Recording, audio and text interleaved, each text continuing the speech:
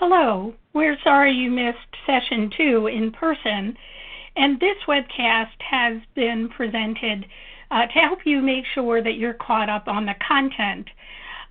This topic of this session is leading change and leveraging your influence. My name is Nyla Betoff. I'm the Chief Operating Officer of the company and very pleased to be doing this webinar with you. So let's take a look at where you've come from and where you're going. So you'll remember that in session 1, Molly and Peter helped you take a look at your own leadership platform. Today, in session 2, we're going to look at really navigating change in your organization and how you can use your influence to affect how change happens. As we go along, the next session will help you look at how do you keep your own resilience during change and in all of these turbulent times as organizations are changing. And finally, session 4 will help you put it all together, really looking at strategies for accelerating your own success and looking at your own development. And then, fortunately, you'll have the opportunity to participate in a graduation and really celebrate your career success. So this is a quote that I like a lot that you can look at. It's a quote by Thomas Watson, and I think Thomas Watson made a couple of important points. He said that leaders inherently look for where the action is. And I think that's very important because strong leaders know what is happening in their organization, and they also know the go-to people, who will get things done and who's best at doing what. It also says that they see the natural politics of human behavior, and every organization has politics. From small organizations to the very, very large organizations, we all see political behavior, and we'll talk about that today. There are exciting things that happen in an organization, especially as all people work together to accomplish organizational goals. And as a leader, you want to be one of those go-to people helping make change happen. So let's look at the objectives today, and there are several of them. First of all, we'll look at different kinds of organizational behavior, and I'll show you a model that's one that I think really typifies how we can look at an organization from an organizational savvy point of view. You want to understand your own influencing style so that you can enhance your ability to influence and persuade others. And then we're going to talk briefly about negotiation tactics and how to use them as part of the influencing strategy. Now, we talk about building critical mass because it's in building a large number of people, or what we call critical mass, the number of people required to make something happen, make a change happen, for instance. And how do you do that? How do you build the numbers that are really important? Depending on the size of your organization, that may only be a few people. In a much larger organization, you may need to influence a much larger group to create critical mass. And finally, we'll look at your stakeholder relationships and how do you build on those stakeholder relationships to really learn how to influence more effectively to create that change. Now, you had some pre-work for today, and I hope you all completed your influencing self-assessment. We'll look at that today, and in the material that you received a scoring sheet. I'll explain how to do that, and so you can score it yourself. In addition to that, we sent you an article which was Don't Just Tell Employees Organization Changes Are Coming, Explain Why. And this is so important. The communication around organizational change is very important and needs to be part of your overall strategy. So when we think about organizational savvy, take just a minute. Think about, what does that term mean for you? When you think of organizational savvy, what do you think about? Can you identify a leader in your organization who you would describe as being organizationally savvy?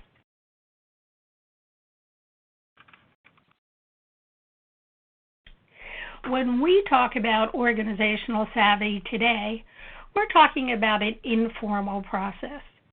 Organizational savvy doesn't happen just when leaders stand up on platforms and discuss where their strategy is or where they want to go forward.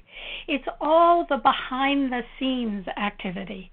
Political behavior happens everywhere. It happens in the ladies' rooms. It happens on the golf course. It happens between the meetings. We talked about the importance of building critical mass, and we'll talk further about what that means and how you can do it. One of the distinguishing factors of being organizationally savvy is that it's activity that's in the best interest of the organization. Behavior that is only geared to fostering your personal or another leader's personal goals is not being organizationally savvy. Good leaders want the organization and the people within the organization to succeed. What is best for them? So here's the model that I talked about. And you can see on the left-hand side of the continuum is what we call being under-political or less political. At the extreme, we think of it as someone who is politically naive. These are folks who want to do the right thing. In that way, they have high integrity, but what they lack is political skill to bring people together, how to build consensus, how to get their ideas sold in an organization, how to really influence people to go forward on their ideas. On the far right end of the continuum is what we call over-political. These are folks who really have low integrity. These are folks who want to get away with as much as they can to benefit themselves. You've all seen folks like this, and one of the distinguishing pieces is that these are folks who have high level of political skill.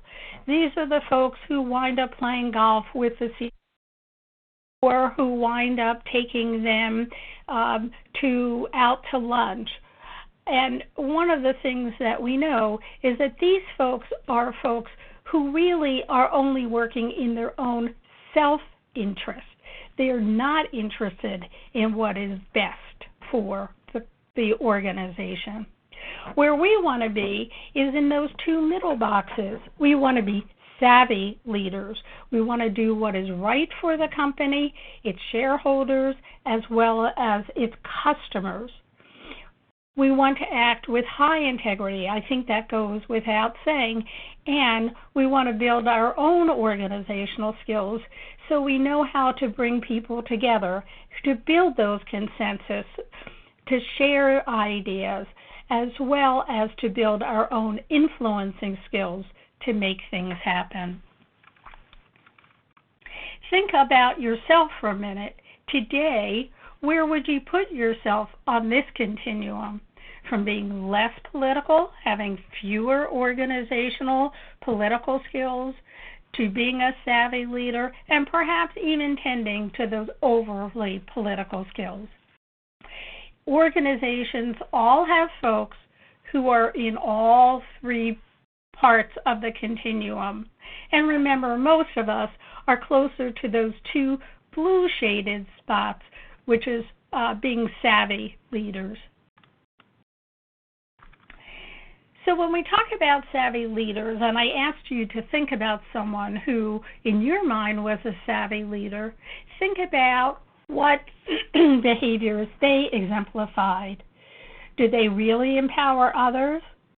Are they building and maintaining broader key networks? And this is something that's very important for all of us. We need to build networks and key relationships throughout the organization and externally as well. We also need to create ways to help our ideas happen. Are we sharing our ideas? Are we influencing others? Conflict is something that happens in all organizations. And as you know, organizations are very noisy places. There are always conflicting agendas. Do you know how to help mitigate those conflicts? Can you bring people together? Savvy leaders are also ones who seek a lot of personal feedback. How are you seen in your organization? If you haven't had a 360 within the last year or two, I encourage you to ask your HR folks if that's available to you. You can get informal feedback, and formal feedback is also very helpful.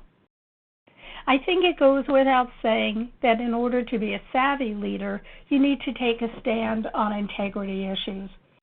Make sure your leadership platform is known and people appreciate the effort that you do on behalf of your organization.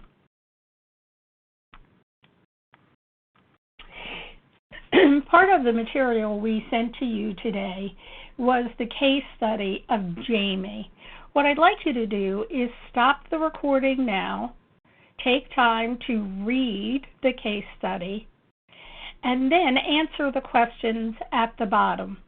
When you finish doing that, you can turn your video, your webcast back on, and we can look at it together.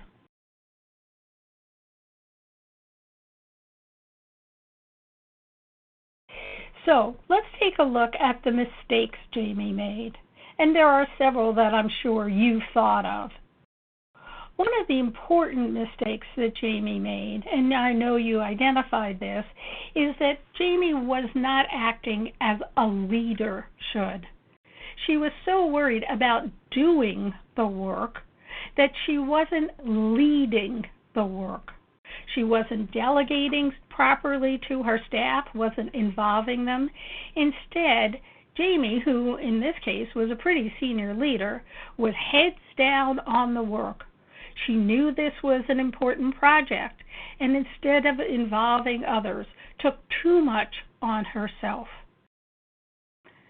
Another mistake that you may have identified as well is that Jamie wasn't putting what we call her fingerprints on the work, wasn't really identifying the work as her own, nor had she created and negotiated some agreement with her colleague Dan to really look at what roles they would each play, who would do what, who would take responsibility for what, and also how would they follow up with a communications plan. So Jamie made a number of mistakes, and you may have seen some more that you identified, and that's great. The question becomes, what should Jamie do now? And there are lots of answers to that question. One thing that she can do now is take the reins and set up some communication with herself or invite Dan to do some communication presentations with her. By the way, this is a real-life case of an executive that I worked with in a coaching manner. And one of the things that the real Jamie did, and Jamie is not, of course, her name, is that she sent out an executive summary saying that she knew this was important information for some of her colleagues and that this was a project that she and Dan had done together, and that if they wanted to know more, they were welcome to bring questions to either her or Dan, and they could share more in depth the material and the insights they had gained through the research project. So why did she include Dan in that communication? One of the things that's important to know is that truly over-political leaders who may be called Machiavellian, can also be very vengeful.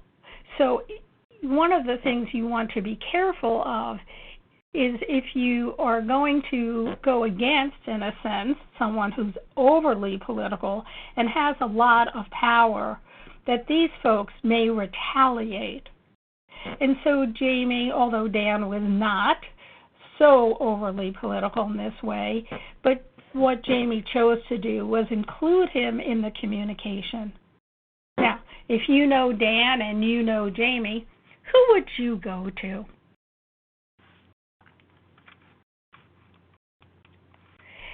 An important topic as we talk about organizational savvy is the whole topic of power.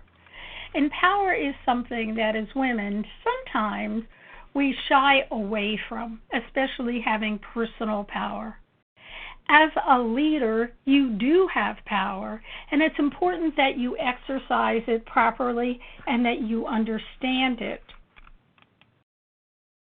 When we think of power, it's really the ability or the capacity to influence the behavior of others or change the course of events. Now, this is important because you do this all of the time.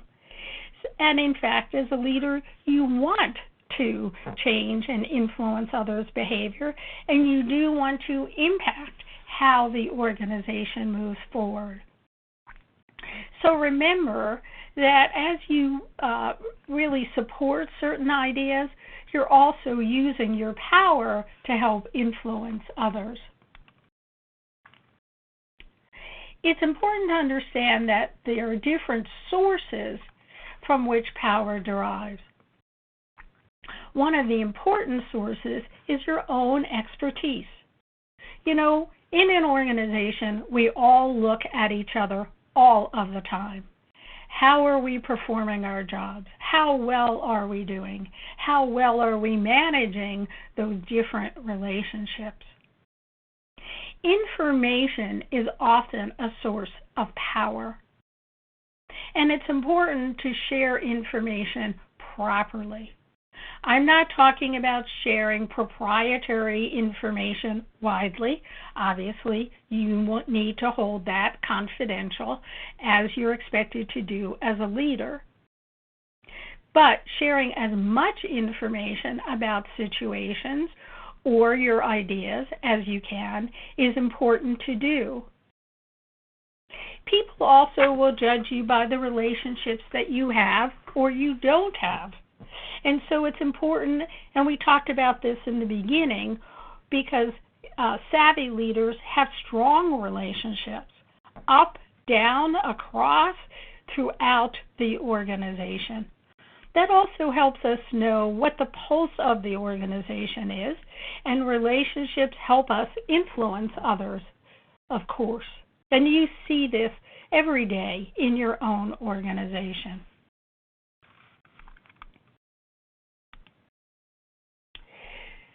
So one of the questions is, how do women gain power? Well, one of the things that we know is very important, and it's the fundamental thing that we all need to do as leaders, and that's to speak up. Sometimes women tend to be more quiet than would be useful for them. And it's important to get your ideas out and your voice heard. This could be a little more difficult for those of us who are more introverted, who need processing time before we speak. If you know that you are an introverted leader, which is fine, and there are very strong leaders who are introverts, you may want to prepare ahead of time for important meetings. Make sure you have a comment or a question to ask. If you speak early during a meeting, you're much more likely to speak again. Those of us who don't speak up are really seen as invisible and not contributing. So make sure you are contributing. Make sure that your comments, your questions are being heard. As women, we need to make sure that we also are speaking strategically, really linking our thoughts and our actions to the organization's big goals, to what's happening strategically across the organization. I attend a lot of talent management reviews, and one of the things that I hear so frequently is, oh, women are not strategic. Nonsense.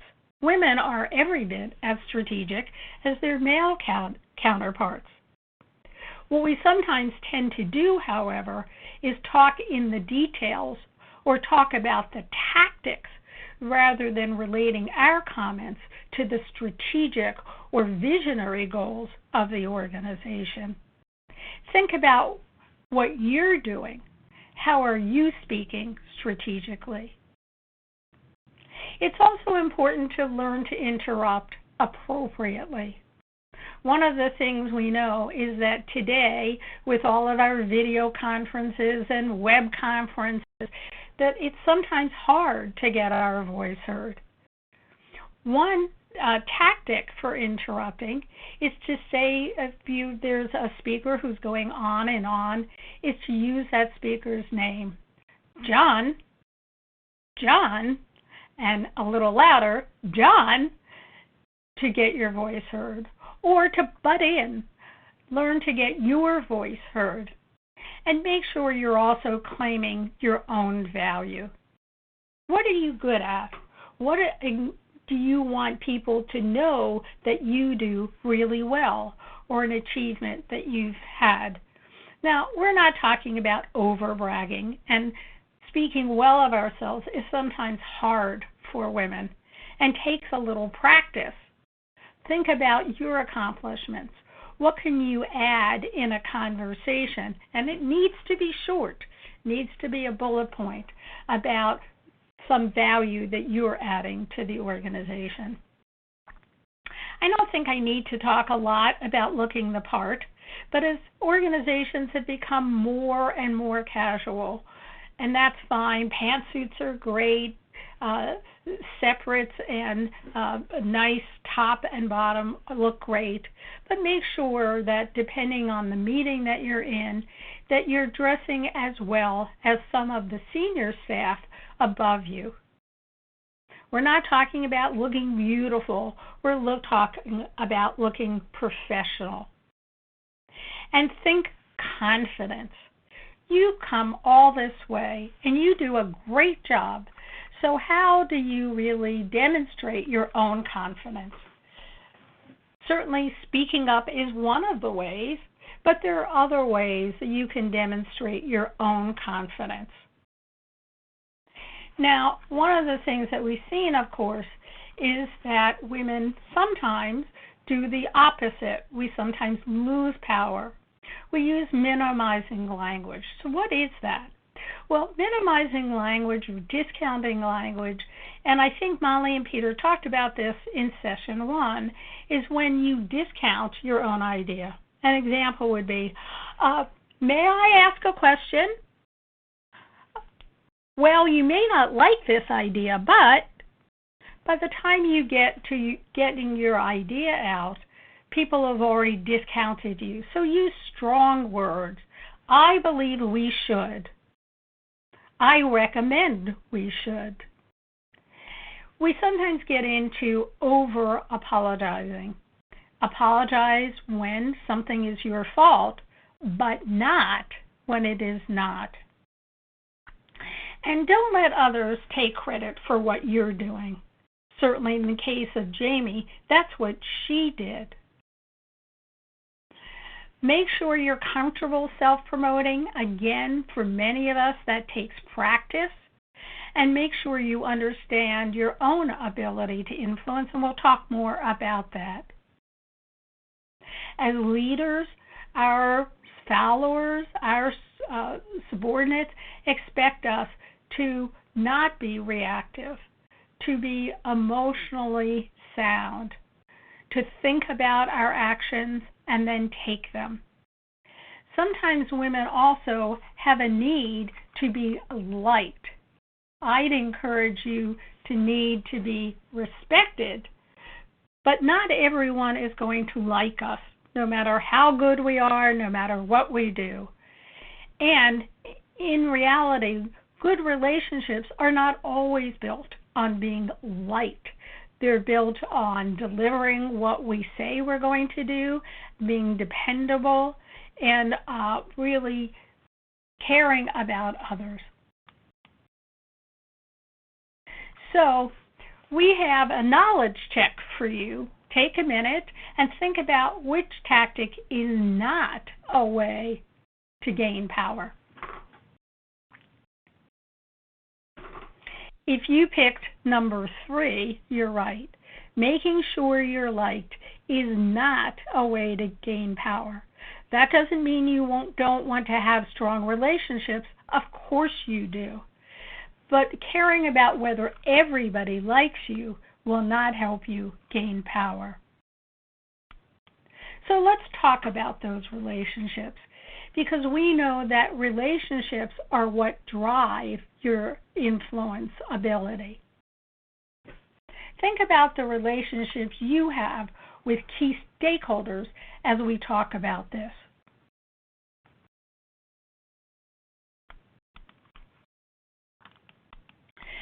There are 3 basic elements for building trust in relationships. The first is one I already mentioned, which is the ability to deliver results and keep commitments, from big things to little things. If you promise to do something, then do it. If for some reason you can't do it, make sure that the person who you've promised understands why. But delivering on results is what organizations are looking for, what your colleagues depend on, what your superiors depend on, as well as your subordinates. I think we've talked a lot about acting with integrity, working in the best interests of the organization, doing what's right. The third aspect is showing respect and concern for others. Certainly we're seeing that with a quick pace in organizations today, sometimes the ability to show respect or concern for others in just the speed of activity doesn't come through. Make sure you're taking time to really demonstrate your concern for others. How can you do that? Well, there are lots of simple ways to do that. Take time to talk with your folks, your colleagues. What are they up to? What are they working on? How are they feeling? Little things like sometimes just bringing food to a meeting, making sure if there's bad weather, people are taken care of. Lots of little ways. All of those things together is what builds trust. So take a minute and think about, who are your key stakeholders? Who is it that you need to influence on a daily basis? What are they like, and how have you tried to influence them? What has been successful? What hasn't been successful?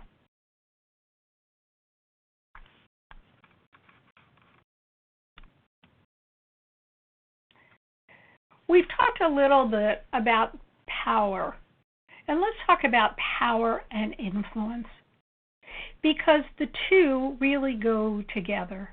Your ability to influence someone really is based on how they think about you. Clearly, you have, professional power, you have position power, so certainly you could insist that some people do things, but in the long run, that might diminish your influence. So the two are very correlated. They go hand in hand. The underlying question when you try to influence someone is, can I trust you? So think about it for yourself.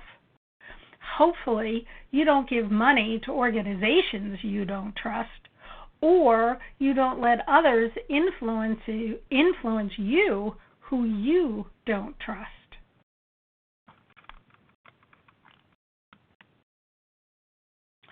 So pull out that self-assessment and the score sheet that we gave you. You will notice that there are some numbers in a bracket, and then a line underneath. You want to go to, for instance, where it says 7 and then a bracket. You want to go to question 7, and then you want to write down the raw score that you put in from 1 to 5. Then add across the rows and see how you scored on the various influencing tactics. We're going to go over them in a minute.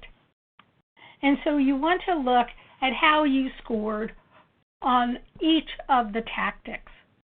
If you scored between 1 and 10, you're very low on that tactic.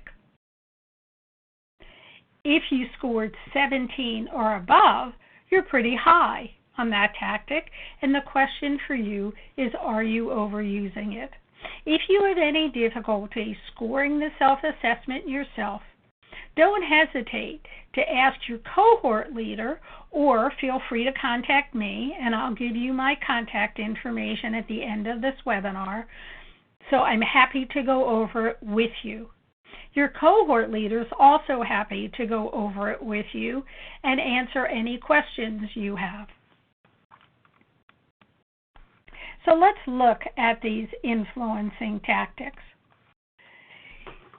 Some of the influencing tactics can add positive value or energize others. Let's look at which they are. We think of consulting, framing and inspiring, recognizing and rewarding, and even reciprocity as a positive influencing tactic. Each of them also has some pluses and some downsides. In consulting, one of the mistakes that we sometimes see people make is that you ask someone's opinion, and if you can't use it, you don't get back to them about why. So if you go back to that person a second time, very frequently, they're not quite as interested in giving you their opinion. Remember, in consulting, when you ask someone their opinion, make sure if you can include it, you acknowledge that, or if not, you explain to them why. In the case of a large group like a survey, a communication can go out explaining how you decided to move forward. Framing and inspiring is an important tactic. When we frame or inspire others, it's because we understand both the values and the importance of the big goals. In effect, we put a context around what we're trying to accomplish. Leaders use framing and inspiring a lot to motivate their employees. Now, recognizing and rewarding is a prime strategy for leaders, and especially women. And it's a really good strategy, of course. One of the things you want to be careful of, however, is that you don't over-recognize or reward. If everything someone does is wonderful, over time it can lose its power.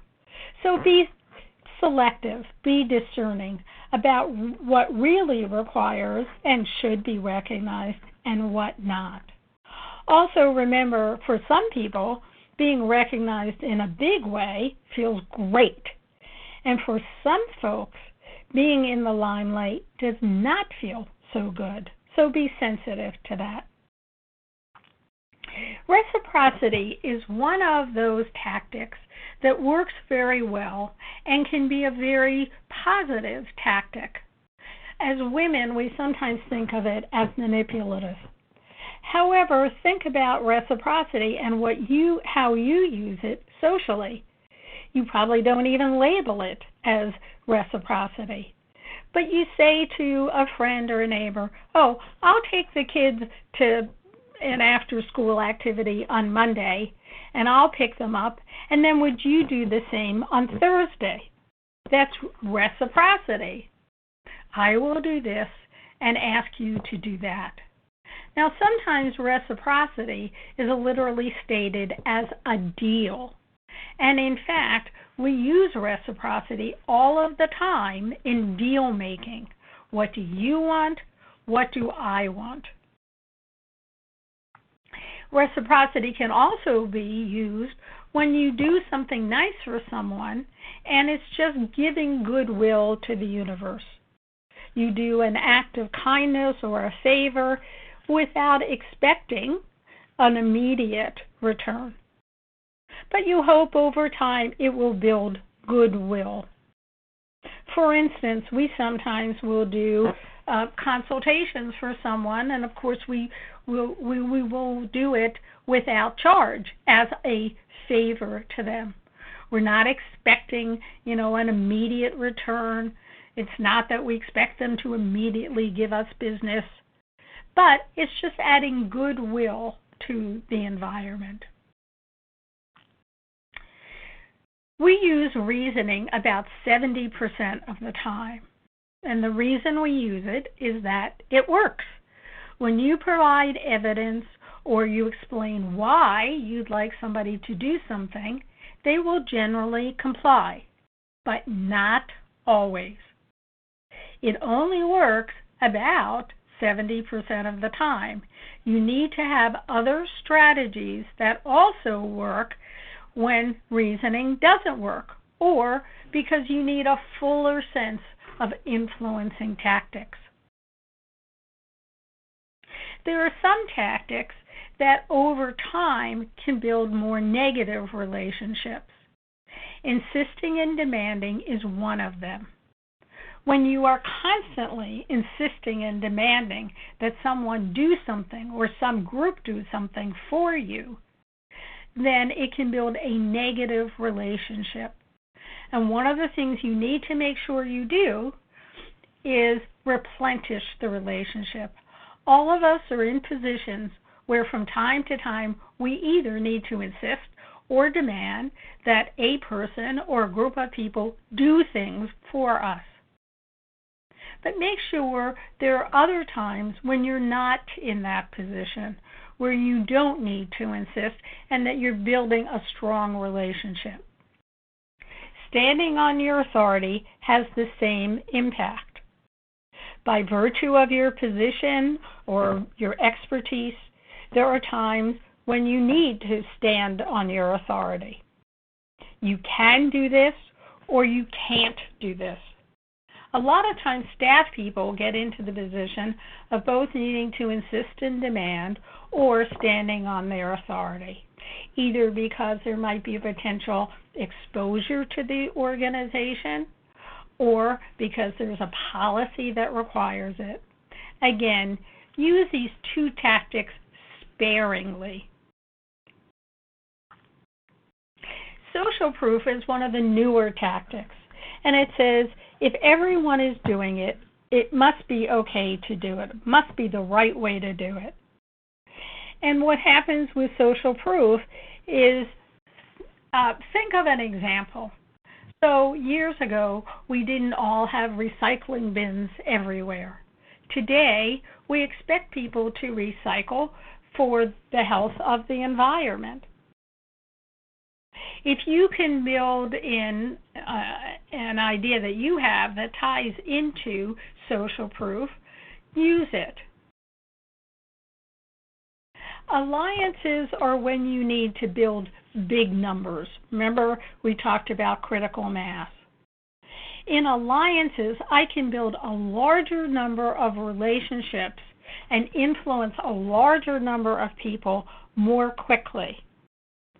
If I have an idea and I share it with 5 people, and I ask those 5 people to go out and share it with 5 more people and get them on board, then I've built at least 25 different relationships or shared our idea among 25 people versus the 5 that I might go to. So alliances, especially if you have a large change you're trying to initiate, is a strategy that you might want to use. Bring others into the fold. Share your idea with them. let them go out and influence others as well. So take a look at your own influencing style and think about those influencing styles that you're using well and some that you may not be using as well and you'd like to enhance.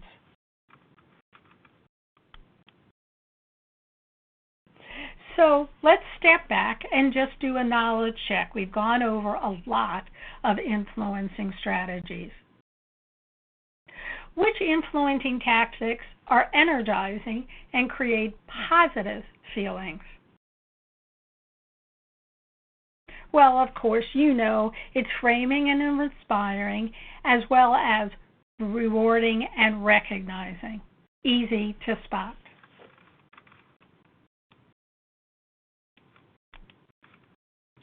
Now, there are 3 types of negotiations, and I'm not going to spend a lot of time on negotiating strategy.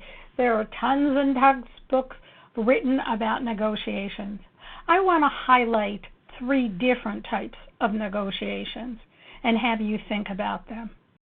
The first is what we call fast and fair, and this is one that's used very frequently. I want 4 widgets. You only want to give me 2 widgets. We agree on 3. We simply split the difference. This is a fast way when it is appropriate, and it also is very frequently seen as fair, each side giving up some to get to an agreement. There are some negotiations that are really what we call hardball tactics. I want to win and I want you to lose. And if you lose out, too bad. These are hardball tactics that are used when in fact you don't care about how the other person feels or how the other group sees the situation. Obviously, over time, while you may get the gain that you want, you may also lose in terms of the relationships longer term. There's another type of negotiation, although it takes much longer, which is a win-win strategy, and this is one we talk about a lot. This is one where both parties might make concessions. We each want what we want, but we'll each give a little to come to an agreement. Or the other thing we can do is what's called enlarging the pie. So instead of just being concerned about widgets, we can be concerned about widgets and the machinery that makes them. So win-win strategy is a very strong strategy. It generally takes some time to get to a win-win solution.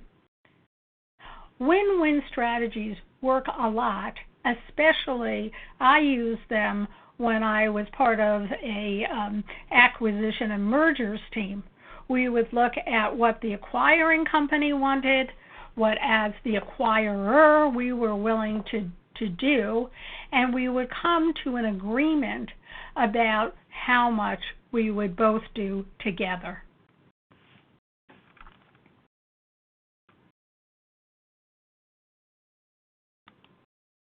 Now, each negotiation has its own sequence, its own, if you will, not only the steps, but the pace of the steps, and that depends very much on the situation and the negotiators. First step, obviously, is planning. What is it that you want? What is it that you're willing to give up? What is it that your company wants? In an acquisition or deal arrangement, we have to think about what the larger group wants. And then there's an opening gambit. An opening gambit, it begins to build the relationship, talking about what we're trying to accomplish, what is it that both parties want, and discussion about what's possible. You then move to brainstorming. What are all the possible combinations or consequences of the action? Hopefully you come to an agreement and solidify the agreement with what we call closing, a summary, if you will, of what will happen, who will do what, and then it's important to follow up. Make sure that the actions are actually taken. Now, as women, we've created some guidelines, and it's important to start with the right attitude. What do I mean by that? Well, sometimes women are hesitant to negotiate, but negotiation is something that really you do all of the time. We just don't frame it that way. It's important to think of negotiation as a problem to solve. I want this, you want that. How can we accomplish it? Make sure you're building a relationship as you negotiate. Unless you really want to do truly hardball negotiation, it's important to build goodwill as you go along, and you display your confidence. Come prepared. Know what you are prepared to not settle on, or what you're prepared to walk away from. Are you prepared to walk away? What would that mean? That's important in terms of knowing what you're willing to settle for, or what are the expectations of your company in terms of settling. And it's important to really understand not only what your counterpart wants, but why. What is the underlying importance to them? Now, in the class, we're going to do some negotiation practice, which obviously we can't do here, but you can practice with some of your colleagues. You can ask your cohort leader to do some negotiation practice with you, or go over the exercise that we do in class. I'm going to move on to a case study that we actually do in class, which is the case of Rachel Anderson. We sent you this case, so take a minute, turn off the webcast, and read the case of Rachel Anderson for yourself.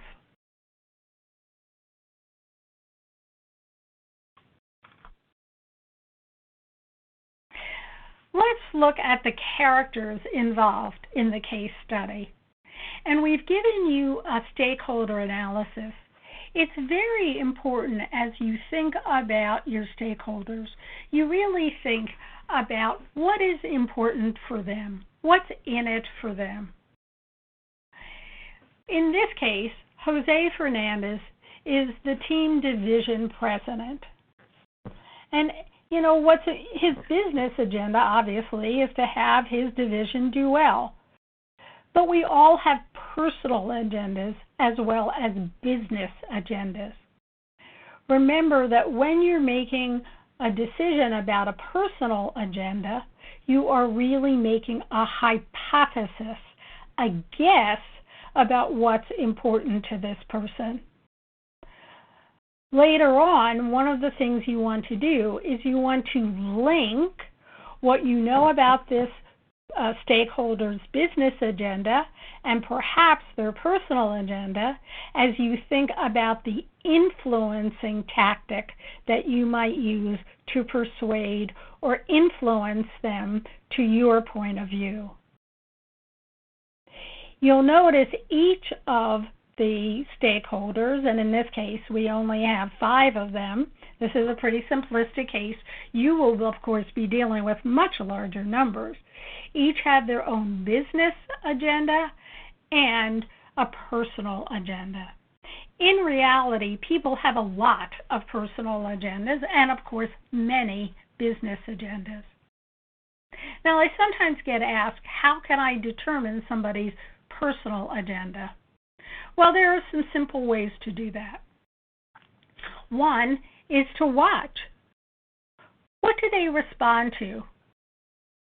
What do they continuously support or don't support?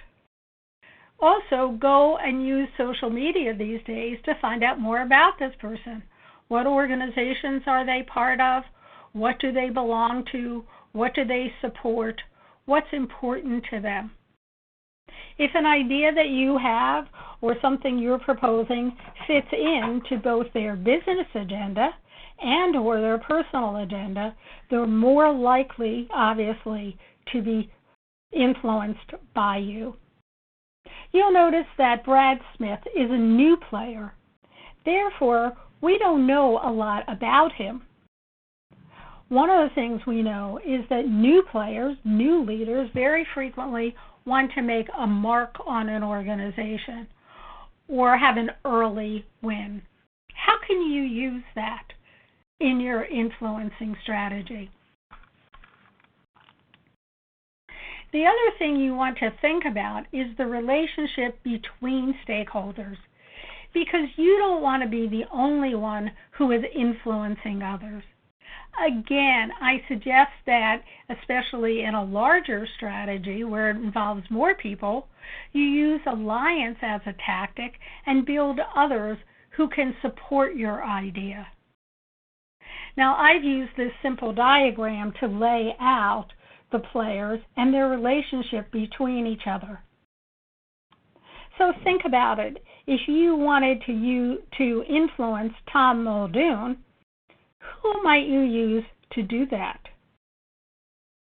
You will see that Alan Johnson has a strong relationship with him, and Jade Lilly has at least a good relationship with him. Would you go to Alan to ask him to influence Tom once you get Alan agreeing to your position? You may not use Jose because he doesn't have as strong a relationship with Tom, even though he's his manager. So it's important to understand the individuals, but it's also important to understand the relationship between them. Now, in class, one of the things that we'll do is discuss this situation and build a strategy for accomplishing it. Take some time and do that for yourself offline, and also compare your strategy with some of the folks in the class to see what they came up with. When you think about strategy, it's important to think about having a plan. You want to make sure that no plan comes in contact with reality. Things change. But you want to know your goal, you want to know the players, you want to have at least an initial plan that helps you move forward. Now, ultimately, you will need to present your idea probably to those above you or some other senior leaders or large groups of leaders. So it's important to think about your own presentation style. One of the things we recommend is to use presentations as a way to tell stories. Build a presentation that is memorable. Use the facts to build a story about why what you're suggesting is important or how it will impact the organization. Make sure it's one that is engaging and inspires others. We know that stories evoke emotions and leave lasting impressions, so that's why stories are important. They can also suggest or advise people for how to manage opportunities, and it also will foster a common understanding of what you're trying to achieve. Now, Steve Jobs was a very powerful storyteller, and so I like to use this quote of his. Steve Jobs, in his sales presentations, he would create heroes and villains. When he was introducing the iPhone, he used the iPhone as the hero, and at that time when calls were being dropped, static or any interference in the lines, as the villains who would create problems. You too can create heroes and villains as you create the story of what you are trying to accomplish. I know you all do a lot of presenting, and you're probably pretty good at it at this point. But here are some tips that we wanted to share with you that would help you build really great presentations. Build excitement in any way you can. You can do that by using your voice, by creating characters. Make it interesting for your audience to listen to. Shorter is better than longer. Sometimes we get too much into the weeds, too many details, and we lose our audience. Remember not to ramble or to go off tangent. You want to make sure that you make straightforward points, and then you'll answer any questions about the details that come up. But in the beginning, tell your audience what you're going to tell them, and then ask for questions, which will invariably get you into the details.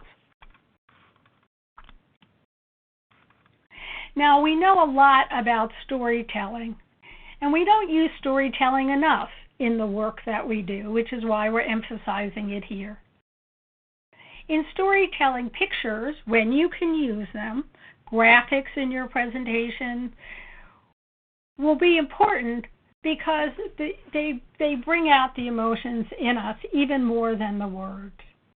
Also, when you are using slides, try to keep it short and simple.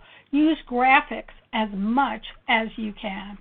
And people will remember the pictures much more than even the language you used.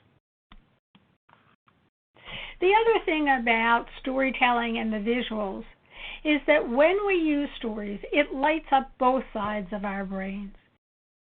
It not only affects the right side of our brain, which is the logical side, but it also highlights the left side, our more emotional side. It brings our full self, if you will, to thinking about what you're saying.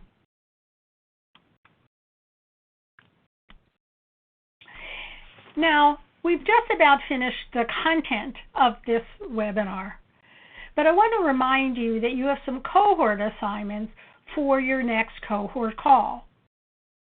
We've just suggested a couple of chapters in the book Survival of the Savvy by Marty Seligman, who created that model that I talked about earlier. I'd encourage you to read the whole book if you have time, but chapters 2 and 3 are ones that we'll ask you to read before your next cohort call. We'll also ask you to read the article, The Secret to Leading Organizational Change is Empathy, and to discuss an organizational change or initiative that you're proposing and your action plan for how you want to go forward. Think about your own workplace situation. How can you move your idea forward? What's your plan?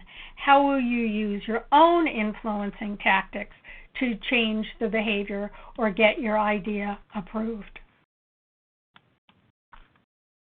I want to thank you for listening to me today. And in addition to that, I want to give you my contact information at the Leader's Edge. So if you have a question, in addition to contacting your cohort leader, please feel free to reach me directly. My email address is my first initial last name, so it's NBETOS@the-leaders-edge.com. I look forward to hearing from you, and I wish you great success in using your own influence and power to help shape your organization.